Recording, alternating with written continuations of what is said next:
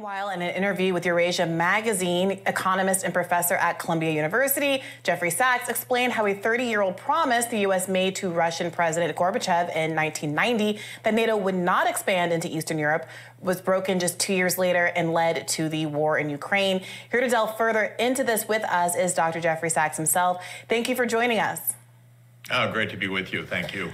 All right, so this question on everybody's mind is, how bad faith were Americans' commitments to basically fund Ukraine to the end? Because what it appears to be the case now is that we had an almost 2-year war, at the beginning of which were opportunities for a negotiated peace, which was scuttled by the U.S.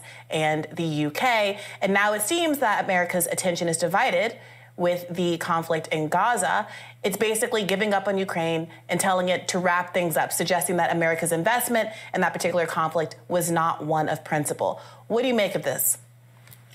Well, the war has been going on for 9 years since the U.S. participated in the violent overthrow of a Ukrainian president that wanted neutrality for his country, not NATO.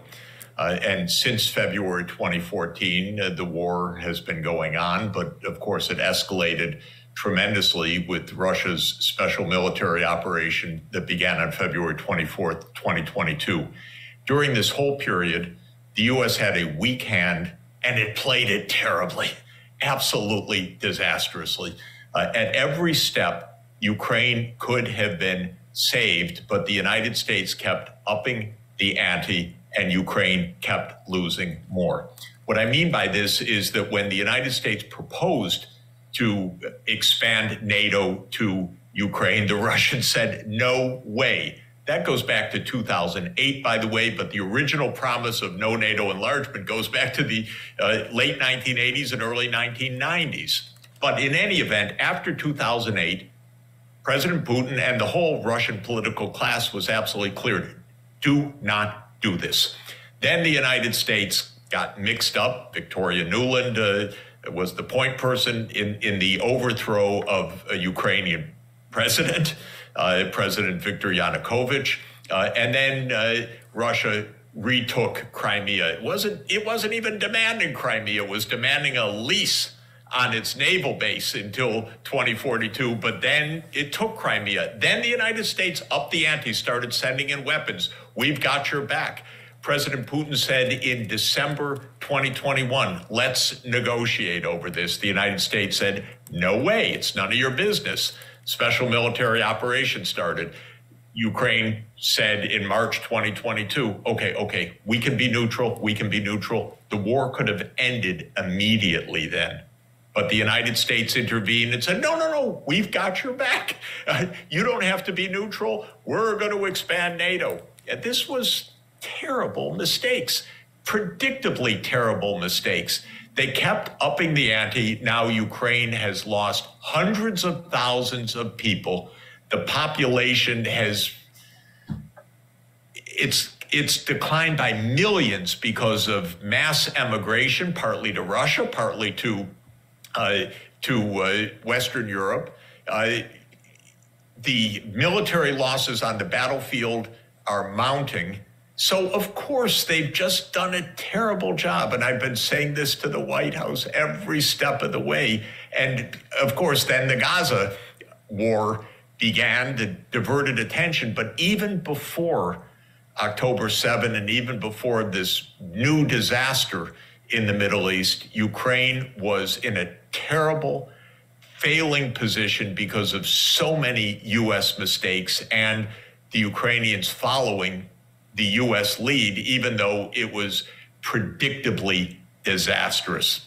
It's so easy to see, but Biden played it wrong at every moment. Robbie, you know, I'm an old guy, so I've been through this a lot of times with Vietnam, with Afghanistan, we all saw, now with Ukraine. This is standard operating procedures of the United States.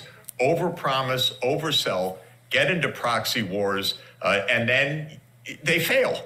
So this is happening. Now, did David Petraeus really believe in June of this year that Ukraine's going to make a decisive breakthrough and shock everybody? I don't know.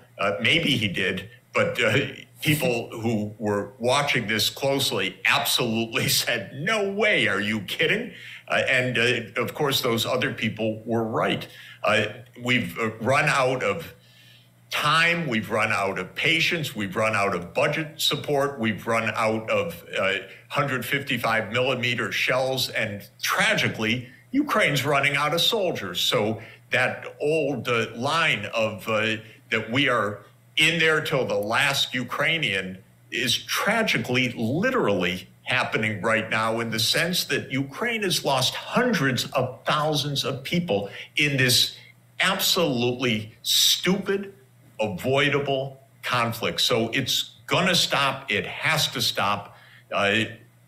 NATO, that means the United States, by the way. It doesn't mean anything else. It means the United States has to help to end this in the most favorable way by saying exactly, okay, we're not going to enlarge. It was some lame brain idea of George W. Bush Jr., and we kept it going, and we should have negotiated with you. The whole thing was a stupid idea. We're going to have to say that, because otherwise Russia's not going to accept a ceasefire or something when the United States is going to come back in and say, oh, NATO's enlarging. They don't want NATO there, and they're going to make sure that NATO's not there, and we need to negotiate like grown-ups and play a hand that we have, not a hand of wishful thinking.